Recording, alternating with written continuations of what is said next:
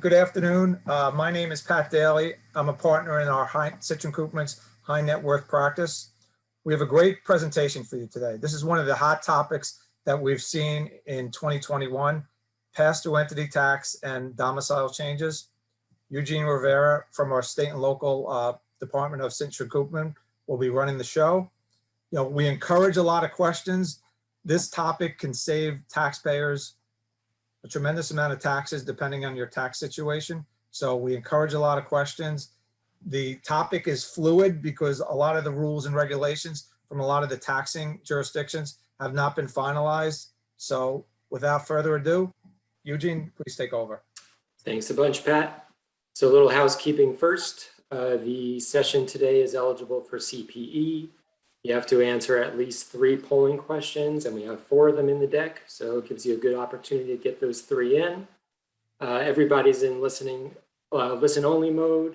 If you have a question, use the Q&A box, not the chat box, so just use that Q&A box to type in your questions, and we'll try to pepper them into the session, but we also have a Q&A spot at the end of the session if we have time, and I think that's about it. We'll get going.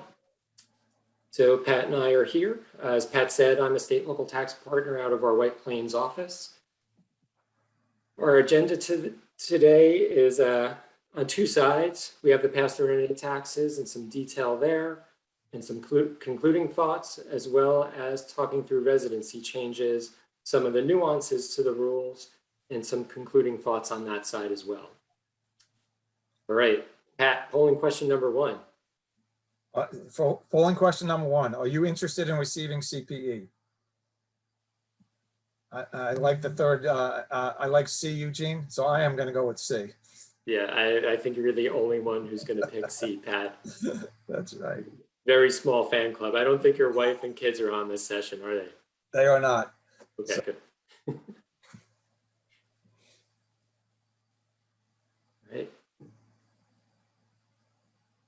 All right. So a lot of people are interested in CPE here, and wow, it's a small audience, but we had 2 people say that they're members of the Pat Daily Fan Club. Very impressive.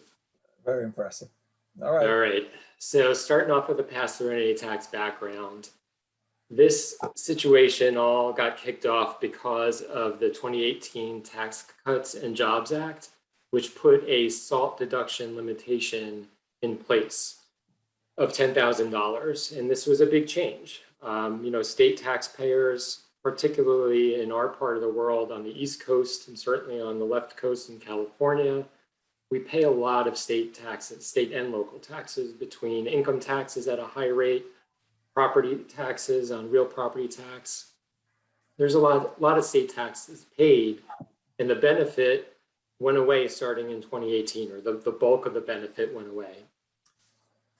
As we note on the slide, the cap applies to individual taxpayers.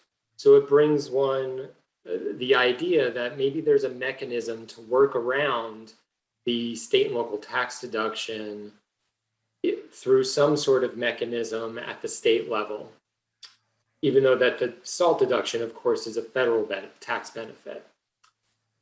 And this is a big potential impact for those who have income coming from a flow-through entity as a partnership or an S corporation or an LLC taxed as a partnership.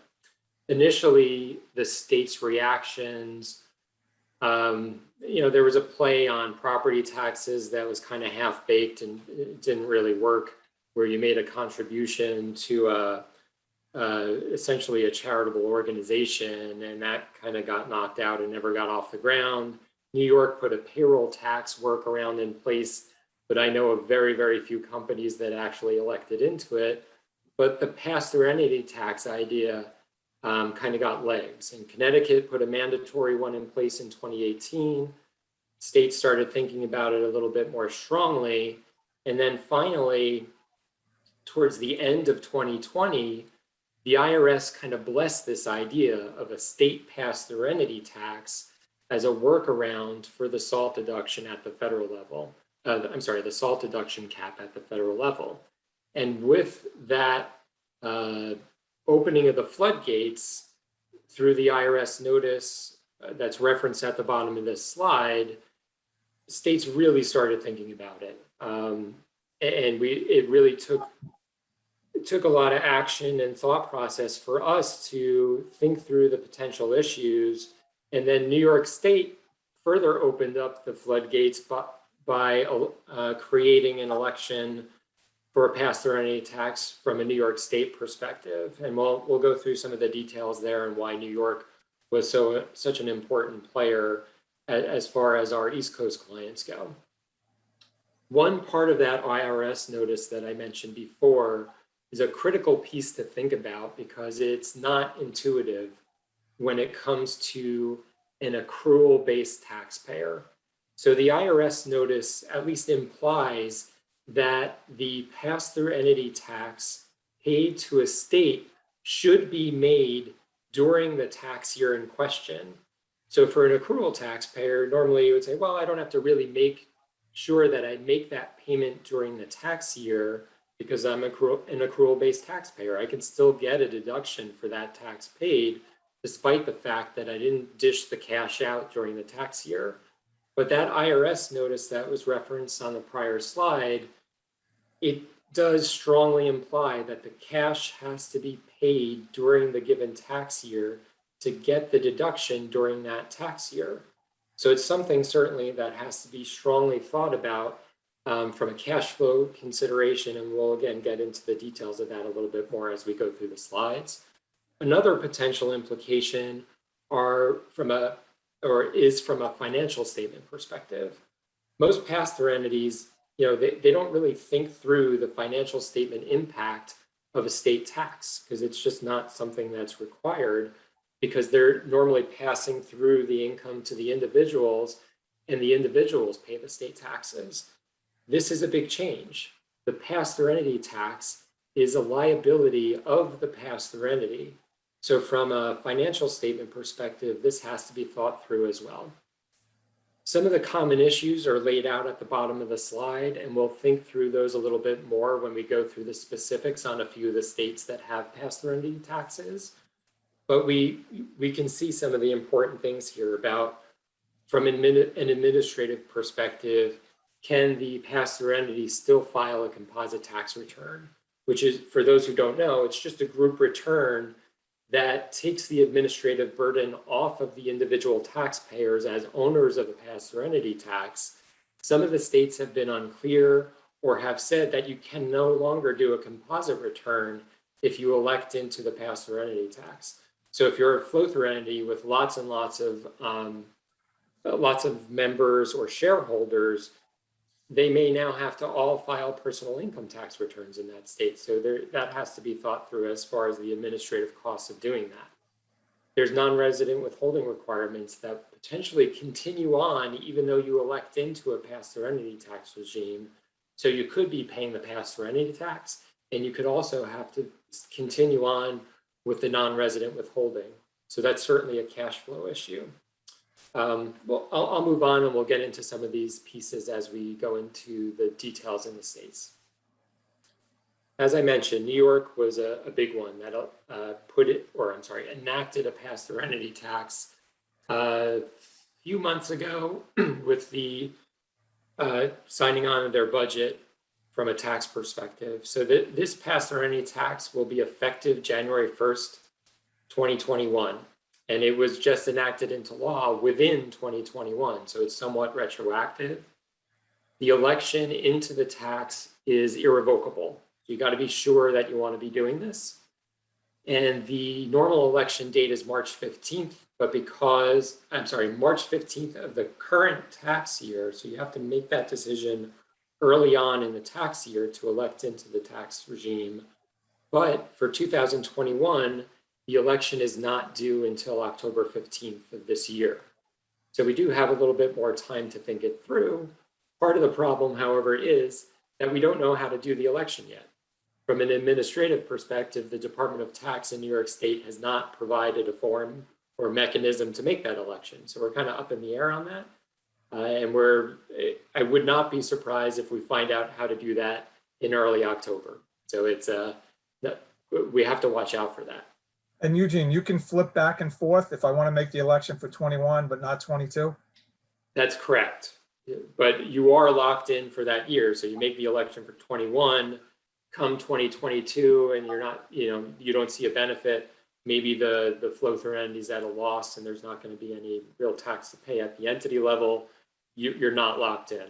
And that's the case, I think, across the states that have enacted pass-through entity taxes. It's a year-by-year election. As I mentioned before, from a financial statement perspective, this tax is a liability of the company. So that's the last bullet on the screen. So you really need to think about it as a tax on the business. It's no longer the individual owners paying the tax. The tax is, the entity is going to be liable for the tax, and that creates the federal deduction that we're trying to achieve. Couple more points on the pass-through entity tax in New York. The first two bullets are a little bit of minutia, so I'll pass over them. The last point, though, is a critical one, and it goes back to the cash flow issue that I was talking about. So for 2021 only, if you elect into the New York pass-through entity tax, the individual members, partners, shareholders, they have to keep making estimated income tax payments at the individual level, even though they elected into this pass-through entity tax regime. That's partially because the estimated payments for the 2021 year will not be due. So the pass-through entity does not have to make the normal quarterly estimated payments. The individuals will keep making those estimated payments for 2021. But to go back to the cash flow issue, the New York pass-through entity tax, to make it deductible because of the IRS notice that I described before, you have to make that payment during 2021. So you're going to be paying these estimated taxes at the individual level. You're going to pay, and if we can figure out how to make it happen, you're going to pay the pass-through entity tax during 2021 also. So New York's getting all this cash during the 2021 tax year. You're going to get it refunded back where necessary, but all that money needs to go into the New York State coffers before you get it back at some point during 2022. So you have to think about where all that cash is going to come from. All right, this is a critical point about differences between how the pass-through entity tax in New York is calculated for an entity that's taxed as a partnership versus an entity that's taxed as an S corporation. So for New York State purposes in the pass-through entity tax, for an entity that's taxed as a partnership, there's likely a greater benefit available because resident partners, so partners who are residents of New York State, all of their flow-through income can be included in the pass-through entity tax calculation. So even if the partnership itself, which apportions on a three-factor formula, has a low New York apportionment percentage, the income that flows through to those resident partners of New York still can be captured in the New York pass-through entity tax calculation. So that could be a big deal. And it bolsters the federal tax benefit by increasing that pass-through entity tax at the New York State level. On the flip side, the New York State rules say, from an SCorp perspective, the pass-through entity tax is only calculated on New York apportioned income. So that means you could have an S corporation that's owned by all New York State shareholders and say their New York apportionment percentage is super low because they, let's say that they sell tangible goods and their customers are distributed across the world. They could have a 2% New York State apportionment percentage. That 2% apportionment percentage has to be applied to the flow-through entity income, and that creates the New York pass-through entity tax base, which is hit by the New York pass-through entity tax rate. So you could have a really small New York State pass-through entity tax in that situation, where on the flip side, an entity taxed as a partnership under the same exact fact pattern could have a very sizable New York pass-through entity tax liability. So hugely disparate result just because of nuances in how New York wrote the law. Not really sure why they wrote that in. No other state did. I've heard that they did it because of concerns about, I think, blowing the SCorp election if they had this kind of a situation where the income is pushed in to the S corporation for purposes of the pass-through entity tax. Again, no other state did that. So it's kind of, I don't know if it's faulty logic from a New York State perspective, but that's how the law is written, and we have to abide by the law, sadly. So definitely keep that in mind when you're thinking through the possibilities of electing into this tax. A couple more points on the New York State pass-through entity tax here. The credit is refundable. So, and I'm sorry, I should explain it a little bit more. The pass-through entity tax is paid by the entity, right? I've said that a few times already. That creates a credit mechanism at the individual owner level. And the individual owner is still liable for personal income taxes with New York State, but they get a credit based upon the pass-through entity tax paid. So if that tax that passes through to the individual and they get that credit, if that exceeds their New York State tax liability, they get a refund. So that's where the cash flow situation, the money's coming back to the individual owner, but it just may be a while before they get that money back. The return has to get filed at the individual level, it has to get processed and so on. So it may be a while. The other parts are kind of minutiae. But you can see that there could be a really big benefit here, but you have to understand the rules to kind of flesh it out and make sure you want to elect in. The tax rates are here. This could also create a situation where you may have excess tax paid in because the tax is calculated based on all of the income of the pass-through entity. So that could put you in a higher bracket, but you could carve up that income and pass it out to the individuals, and they may be in a lower bracket from a personal income tax perspective on the New York side. So the entity could pay in at 10.9%, and then the individual is really only paying in, say, at 6.85%. So that, again, could create an overpayment, a refund, but still an overpayment and a cash flow issue. We run through a couple examples here. I won't go into the super detail, but we provide these to call out the differences in how the mechanisms work with this tax regime. So the 37, I have the important pieces highlighted, right? The 37% federal effective tax rate. That's where the benefit is generated, right? New York State, you pay the pass-through entity tax at the entity level. In this example, it's $1.5 million. You take the federal benefit is created by that tax paid.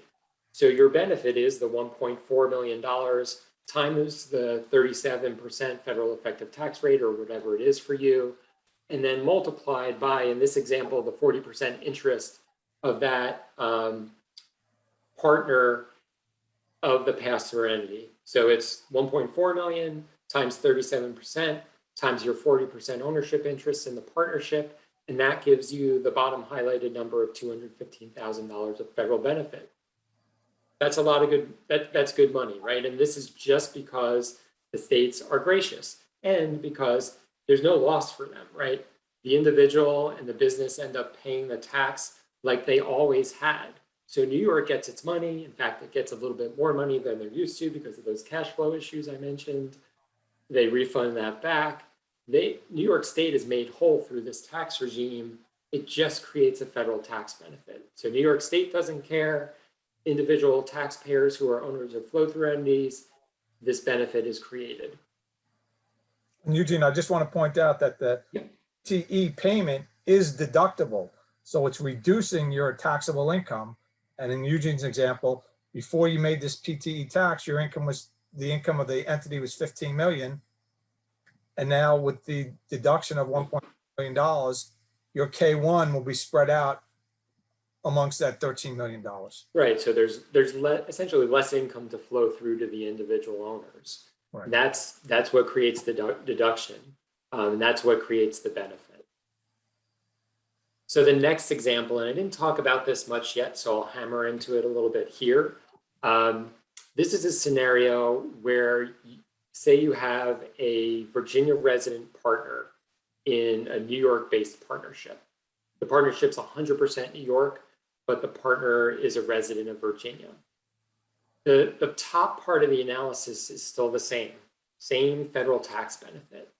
The problem here is that the New York pass-through entity tax that's paid by the entity may not be creditable for the individual who's a resident of another state.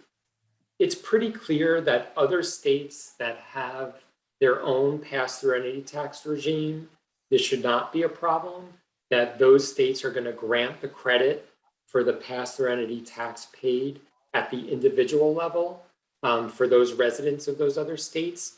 But Virginia is an example where there's a concern that if the business pays the pass-through entity tax, when the individual who's a resident of Virginia goes to file his or her Virginia individual return, they may not get a credit for that tax paid to New York by the business. And through that, they're going to realize a loss, essentially. That credit may go away, and the overall benefit of electing into the New York pass-through entity tax regime may go away. And in fact, as highlighted on this slide, it may turn into a detriment.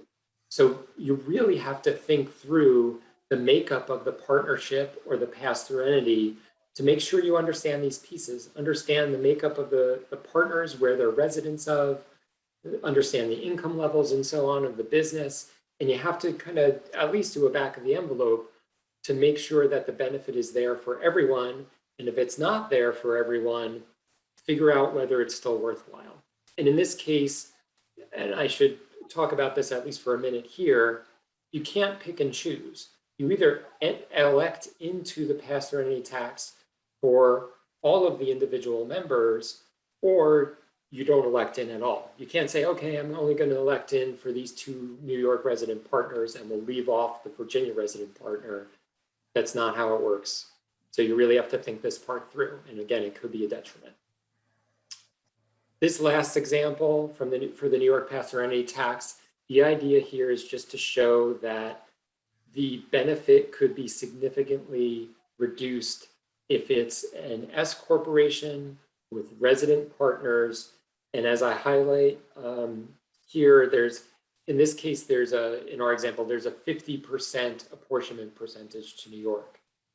So you can't shove all the income of the resident partner into the pass-through entity tax calculation like you can with a partnership. Here as an S corp, the benefit's going to be stymied a bit.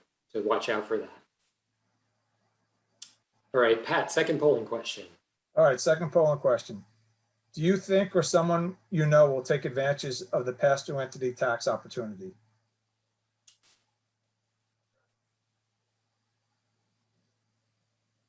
I think if you haven't thought it all the way through, I would think the last bullet or the last option is going to be the answer. And just to talk it through while the last few people get their answers in, we don't have a lot of guidance on this, right? The New York pass-through entity tax, the law is, I don't know, 5 or 6 pages. The Department of Tax hasn't issued guidance. There's no regulations. So there's not that much to go on. All right, so there's some confidence here that it's a good opportunity. And that's not surprising, but again, there's nuances to think through. So Eugene, before you jump on to the next state that you're going to talk about, yeah, you and I have talked about this in the past. So let's say I had a high net worth individual that had personally a lot of investment income, capital gain income, dividend income. He decides to form a partnership, LLC, with his wife. So the only activity flowing through that LLC is investment activity. Do you think the pass-through entity tax will work in that situation? And as we've discussed before, Pat, this is a question that you need to answer. I'm just a state and local tax guy.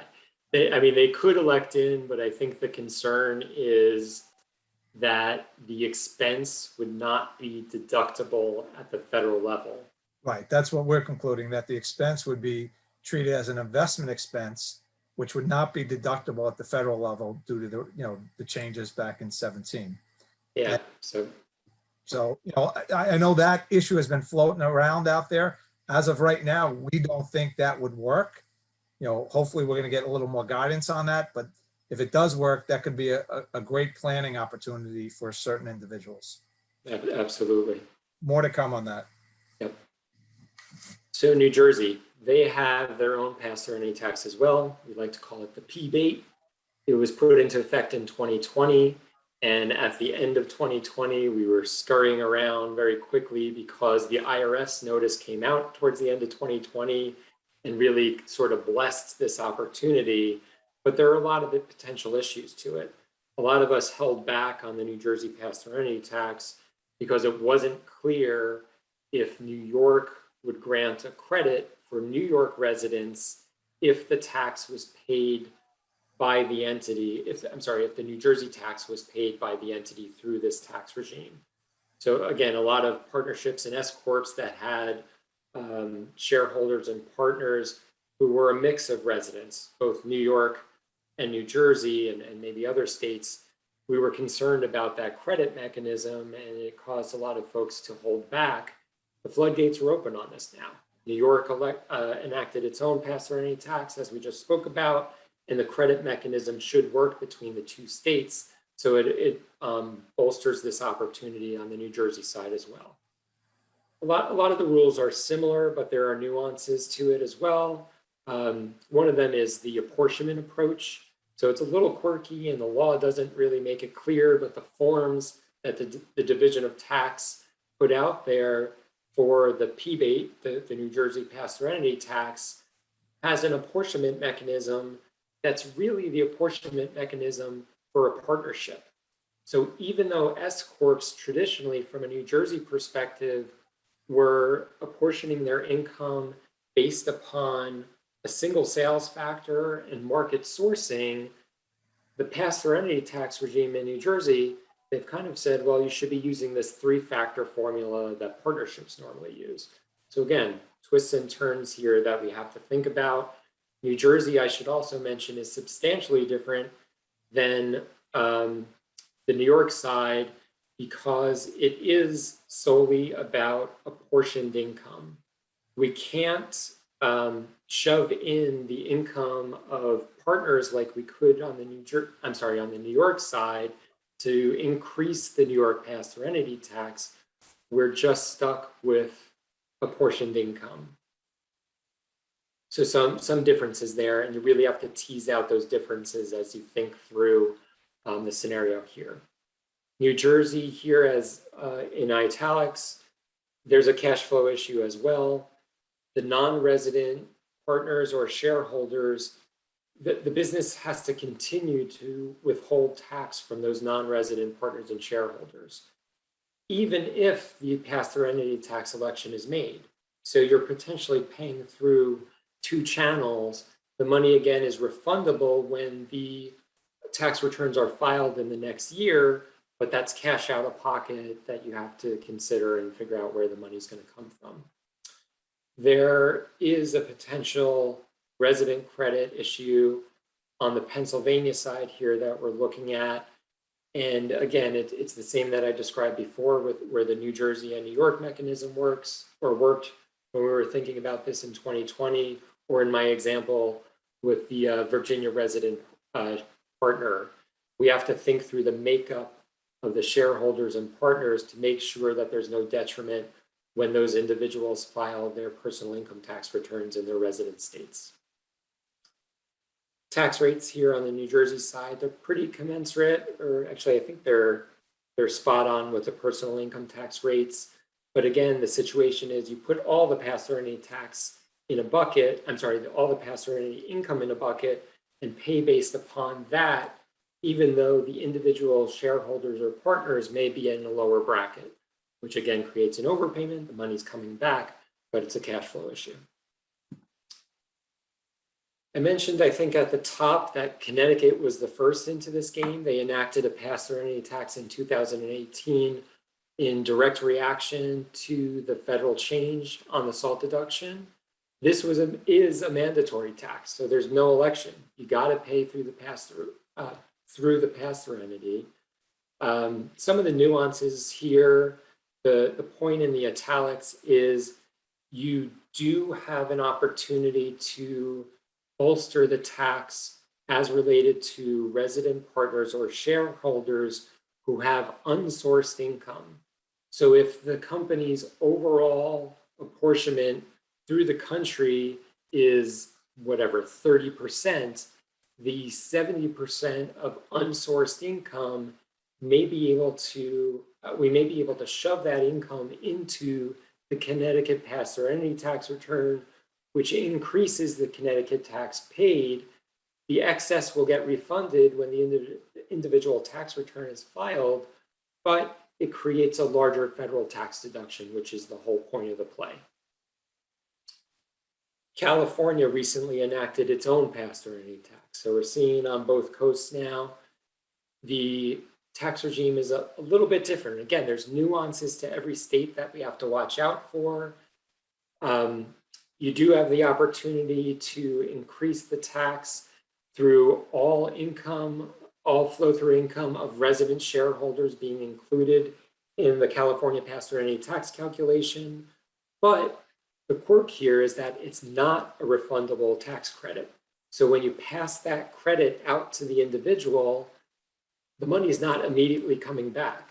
So if for some reason there's excess tax paid at the entity level above and beyond what would be paid at the individual level, that gets hung up and it can be carried forward, but it still gets hung up.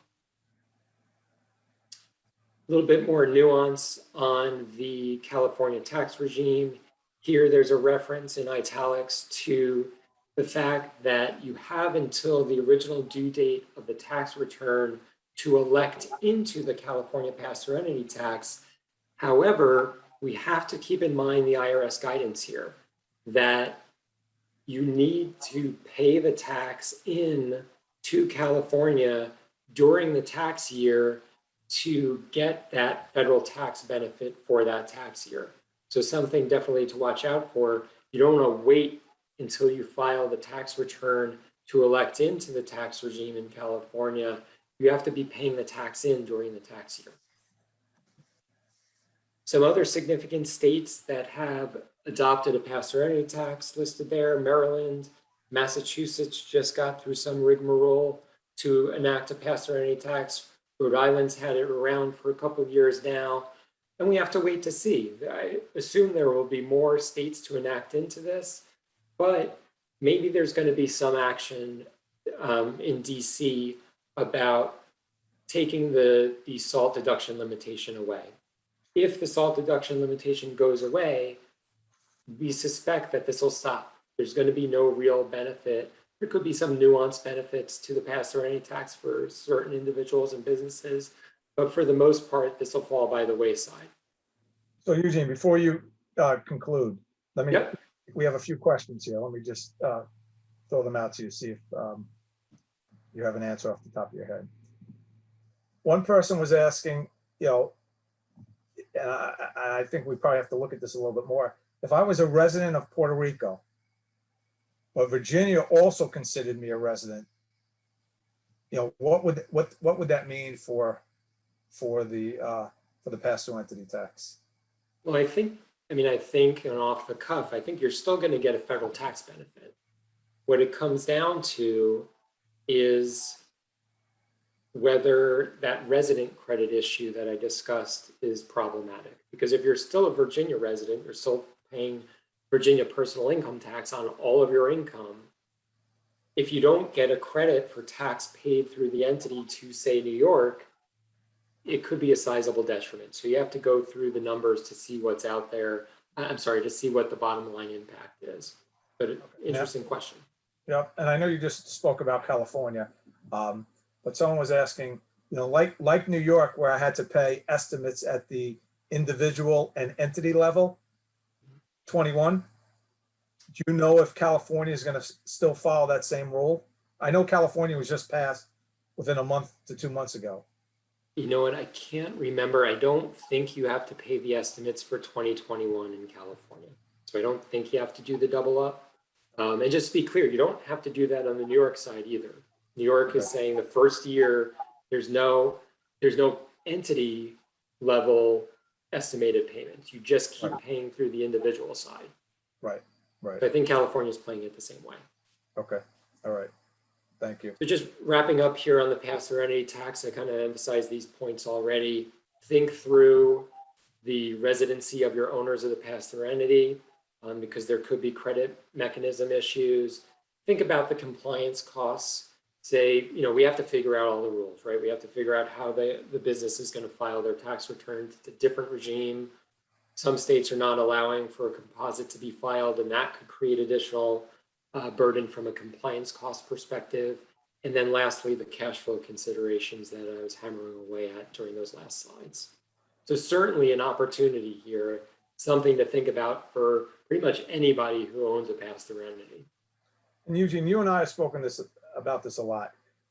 If I'm a New York State or now a California resident and all these other ancillary states, do you see really any detriment of not electing into this pass-through entity tax? It's just the stuff that I called out, really. Right. I mean, there could be other twists and turns to it, but it's mostly the biggest problematic piece I've seen from at least a tax perspective is the credit mechanism, the resident credit, and what that means when you have a mixed group of flow-through entity owners, meaning that they're residents of a bunch of different states.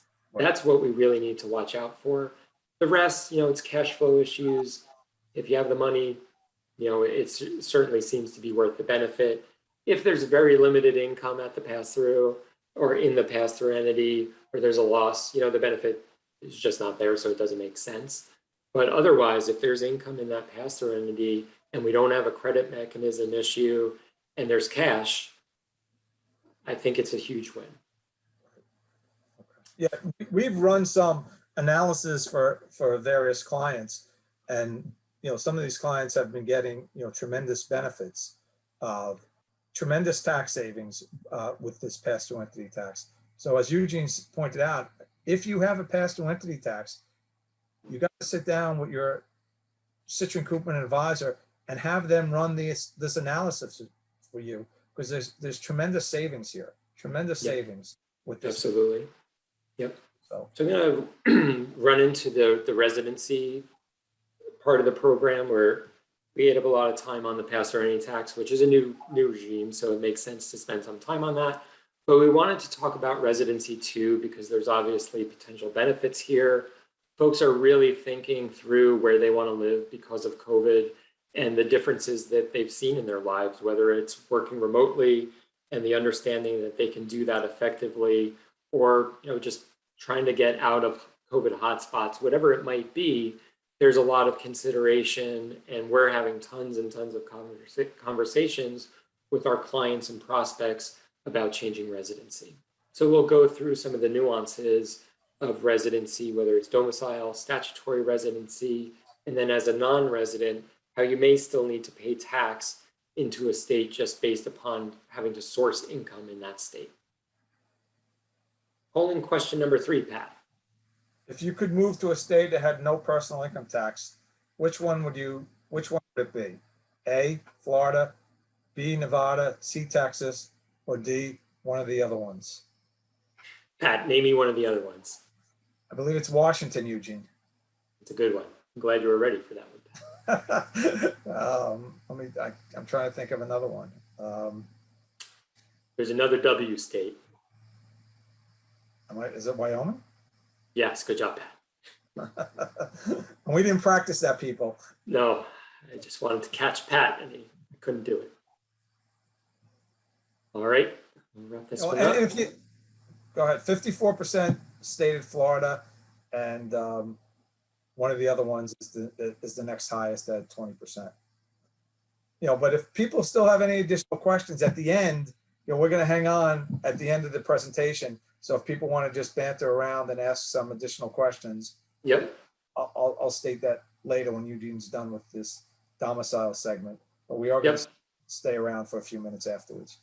Yeah, we'll try to take them. I think we don't have a ton of time, but we can stay on a little after 1 if anybody has some extra questions. So thinking about the concept of domicile, and domicile is just a fancy word for where your true home is. often people talk about residency and domicile and they kind of interchange them, but they have distinctly different meanings.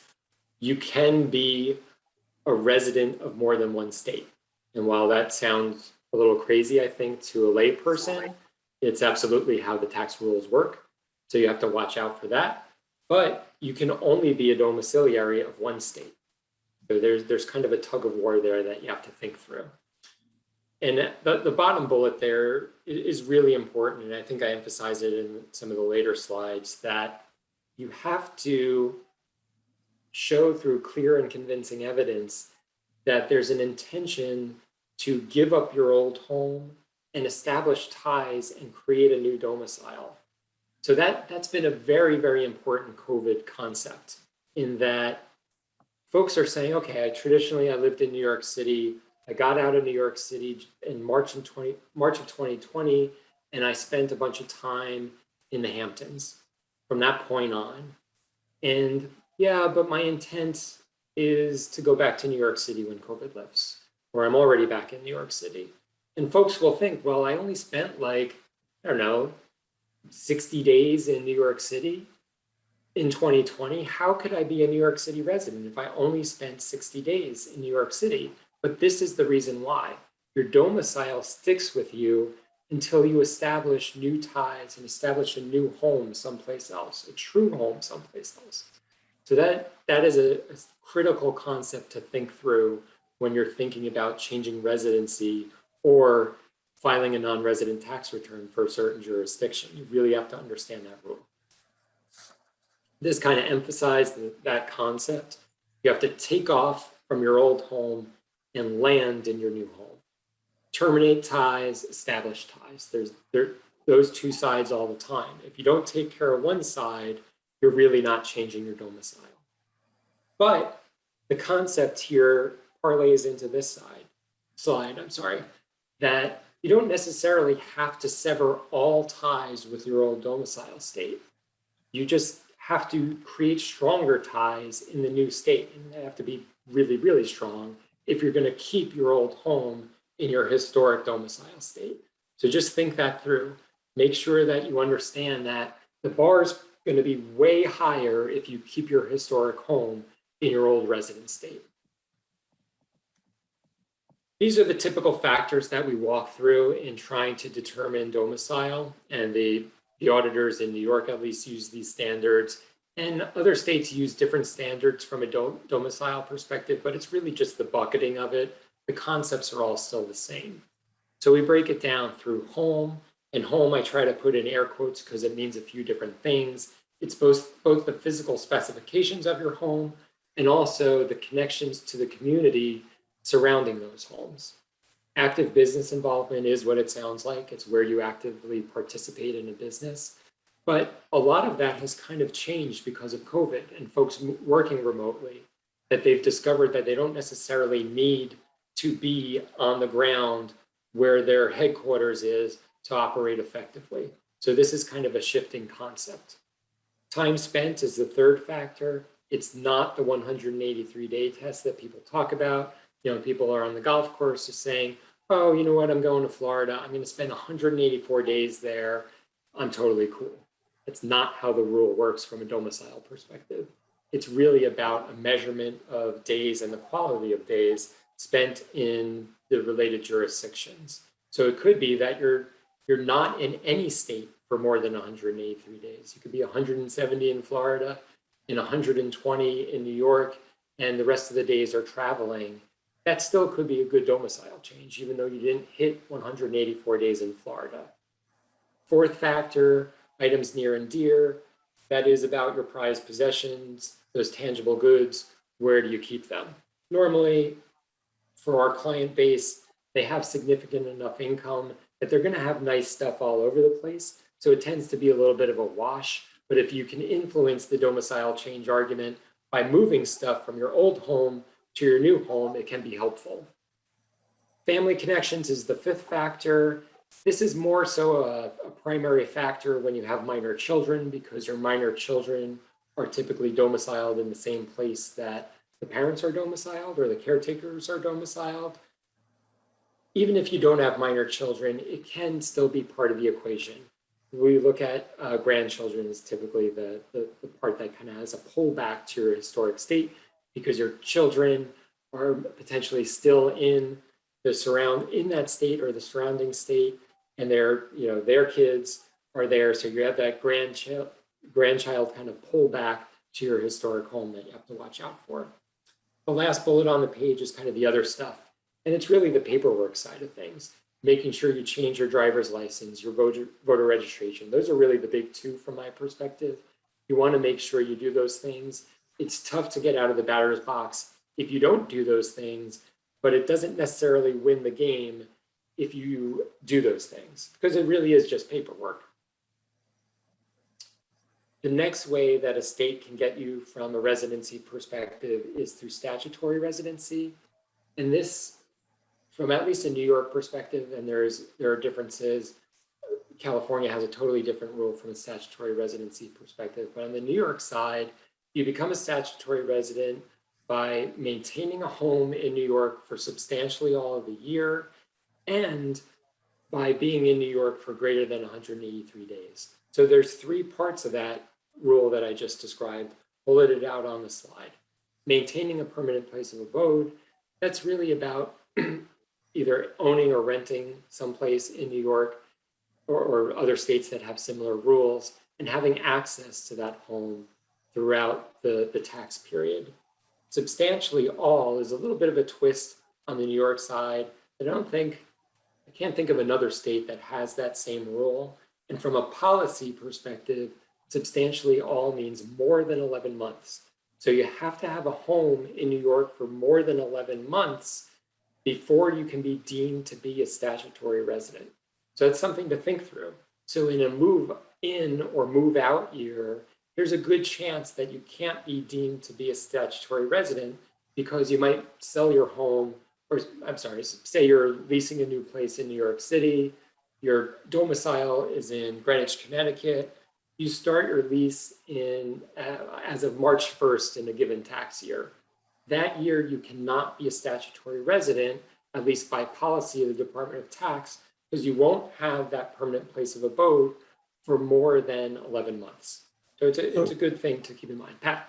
So Eugene, let's say I'm renting a New York City apartment for 10 months. Yep. And I move out. So I've been there for, 300 days of the year, and I terminate my lease as of 11/1. I move out to Westchester, and now I'm leasing that. Well, I didn't terminate my lease, but I'm now leasing that apartment for the remaining 2 months of the year. Yeah. You can't, in that situation, you cannot be deemed to be a statutory resident because you didn't hit the more than 11 months, but you might still be a domiciliary of New York City up through that period where you terminate your lease. It really depends on the specific facts. I think I have an example in the slides that kind of goes over that thought process. Okay. And then day for this statutory residency rule, a day means almost any touch to the given state. So it could be you take a meeting for 2 hours in the state, and then you go back to your domicile state. That still could be a day for this purpose of counting up to the 184-day threshold. Travel through a state should not count as a state. So say you wake up in my ongoing example in Connecticut, you travel to LaGuardia to get on a plane. That travel into New York is not deemed to be a day in New York for statutory residency purposes. So something to think through. It's not that you slept in New York for that day. That doesn't matter. It doesn't matter where you slept. It's about whether you touch the state or city or not. And New York is very aggressive with the statutory residency audits. Totally. Our clients are getting audited all the time, meaning if I'm a Connecticut resident and I have that apartment in New York City, the key is to keep a good calendar. A lot of times that we're dealing with taxpayers that are being audited, they did not keep a good calendar. So now they're going back 3 years and trying to recreate something to sure that they're out of the state for that 183-day period.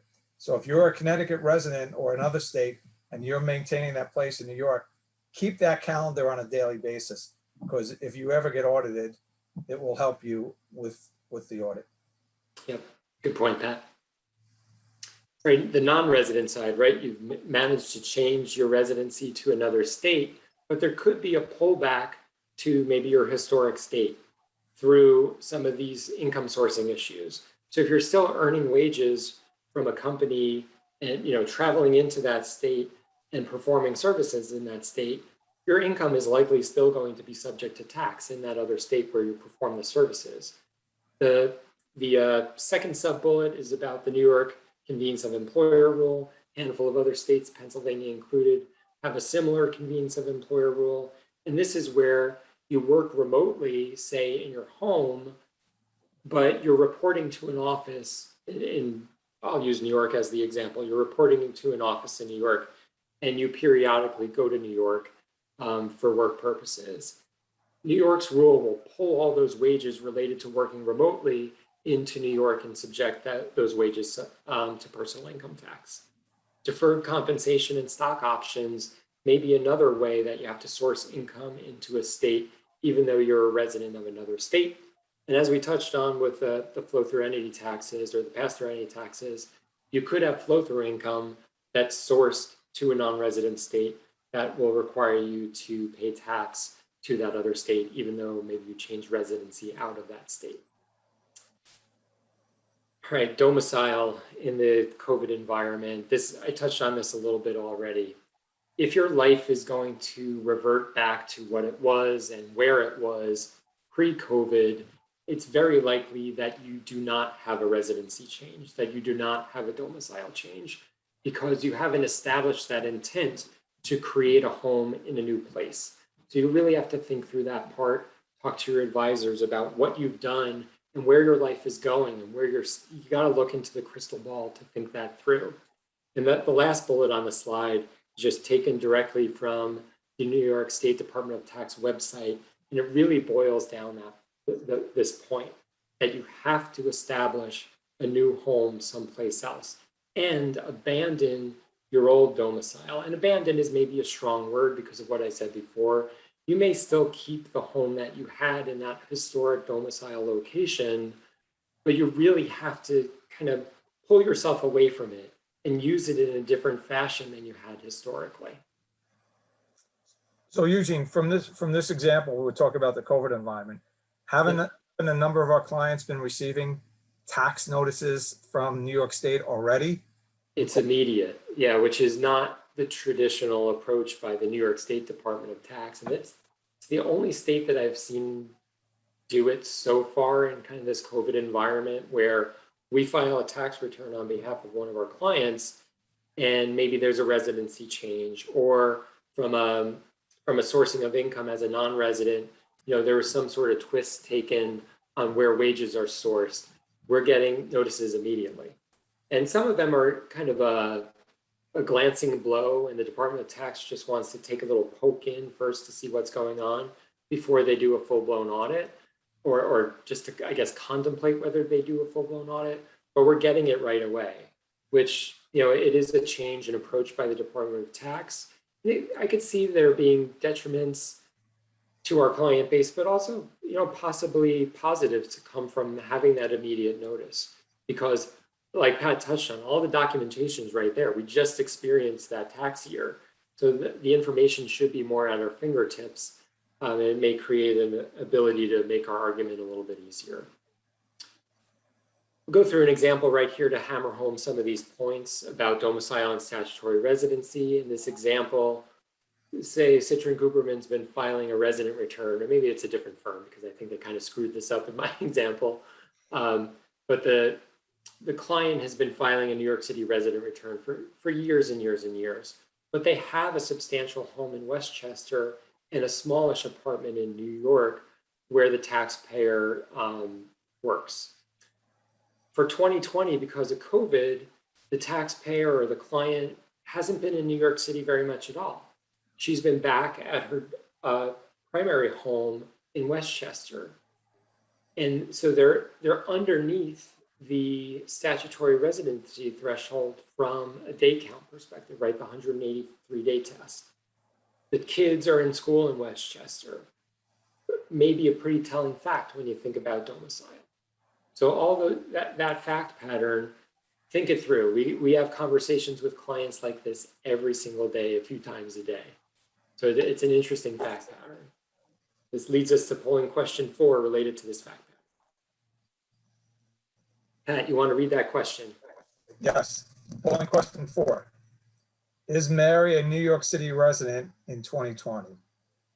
Yes. A, B, no. C, I need more information. Or D, I still have no idea. Hopefully Pat, I D's think not you're your. D. I think I'm going with D. that's why Pat calls me. That's right. No. I pull in the big guns. I think on the surface, and I'm certainly not the big guns, but on the surface, the point of the example was that there's substantial ties to Westchester. Big home in Westchester, kids going to school in Westchester. That kind of waxes a domicile.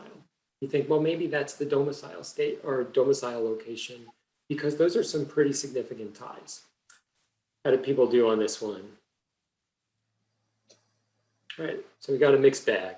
Some people playing it safe, some people kind of thinking it through like I did, but it's an interesting fact pattern, and we do see this fact pattern quite a bit, where I think people get lost in what the rules are, and they've been filing New York City resident returns for so long. Sometimes they forget that it was statutory residency that pulled them in initially, and they forget that their true home is actually in Westchester. So example number 2, this kind of flushes out a pretty plain domicile change, right? Individual's been clearly primary home in New Jersey for many, many years. They worked in New York City. They got fed up with New Jersey and their high tax rates and high property tax bills, and they decided to move to Wyoming, one of those no tax states that Pat managed to pull out of his hat when we were talking about what no state tax are. What states have no taxes, no personal income taxes. So here in the fact pattern, it's pretty clear that the domicile changes.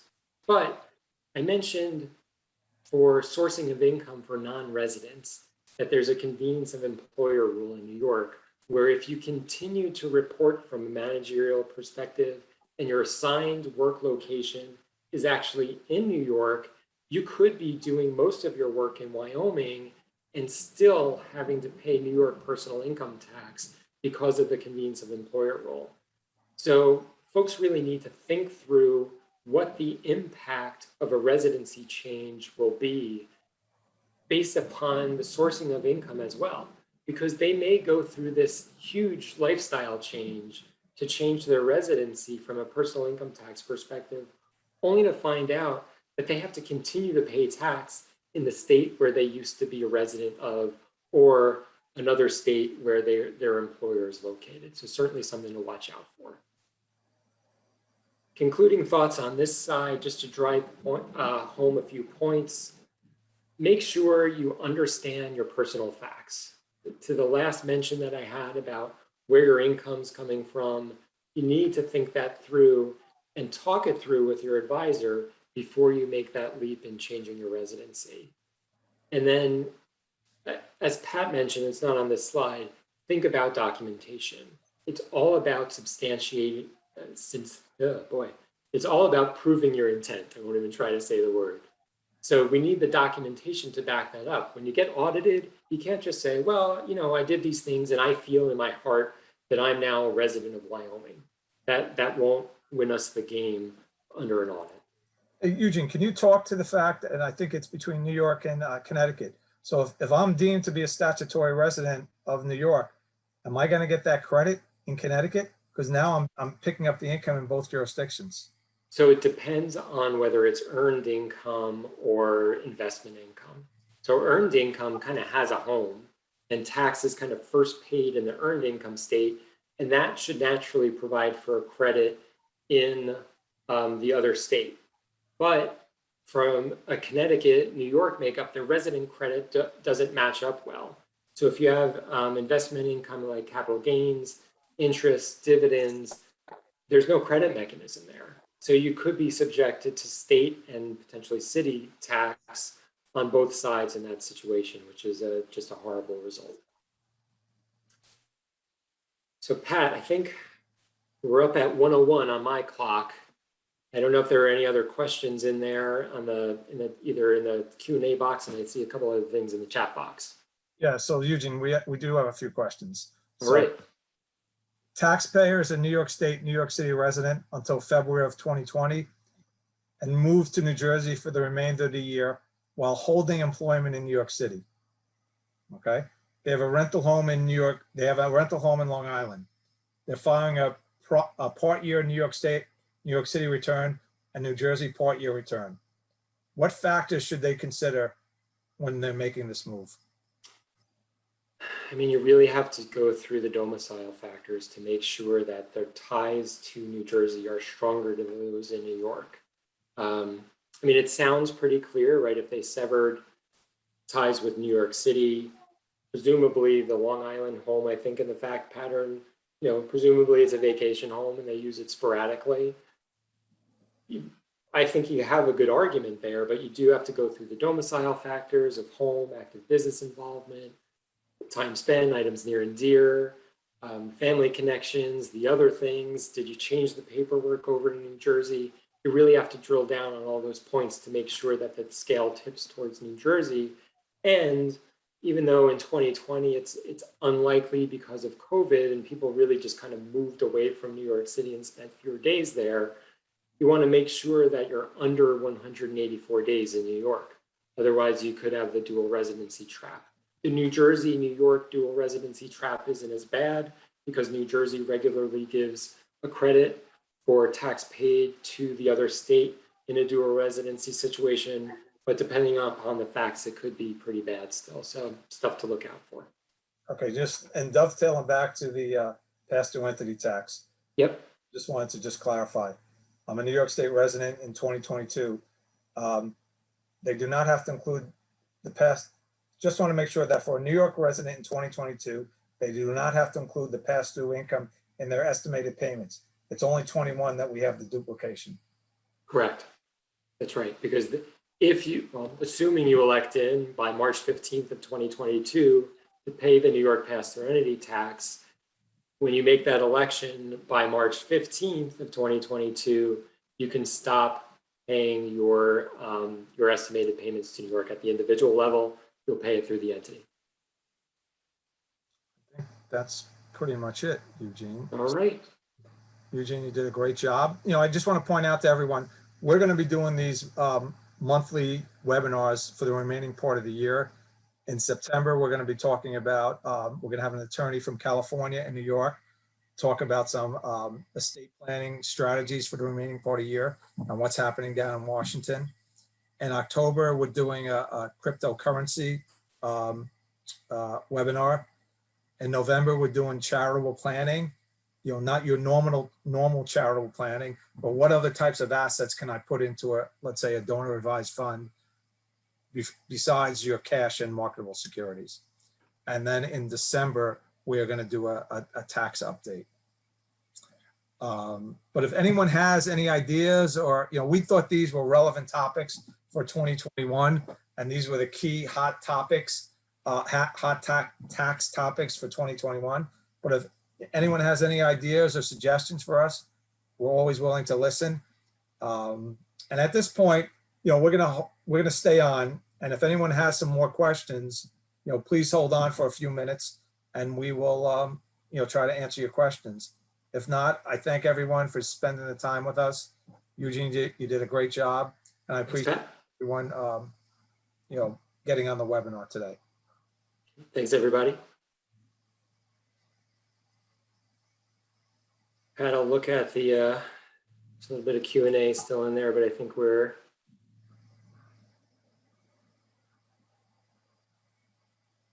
we got to most of them.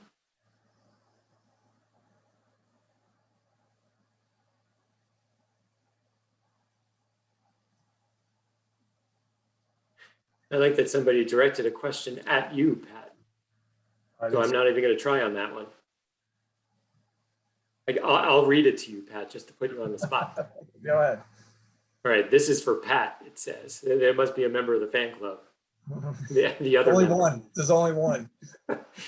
State tax deduction we're subject to AMT.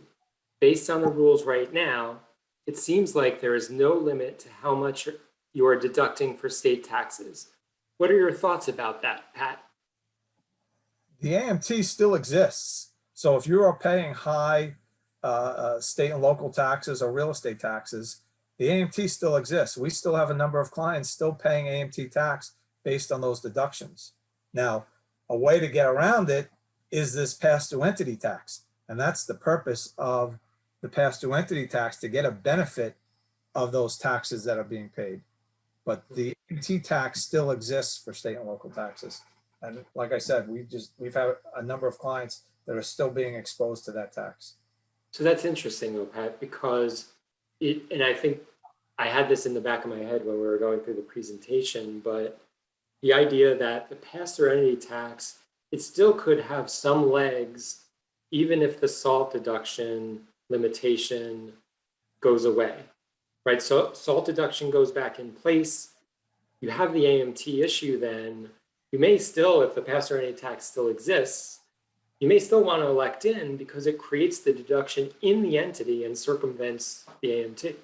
Absolutely, absolutely. So I think California, as an example, as one of the newer states, they said if the SALT deduction limitation goes away, the pass-through entity tax goes away as well.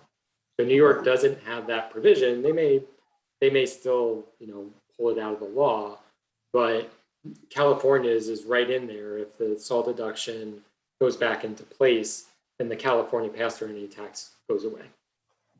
Got it. Interesting. Yep. Right. All right. Eugene, thank you again. Sure thing, Pat. Thanks so much. appreciate it. Take care, everybody. Bye-bye.